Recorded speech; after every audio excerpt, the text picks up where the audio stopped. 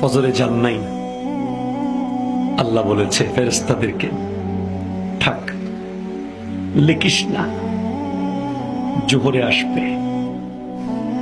আমার বান্দা তো। আল্লাহ পানি বন্ধ করে দেব? না না না, আমার বান্দা। খানা বন্ধ করে দেব? না না না, আমার বান্দা। আমি না গাফফার,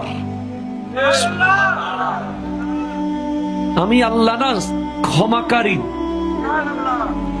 আল্লাহ দোষগুলো দুনিয়াকে দেখাই দেব? না না না, আমি সাত্তার। রহমতের চাদর দিয়ে ঢেকে রেখেছেন। আপনি জান নাই?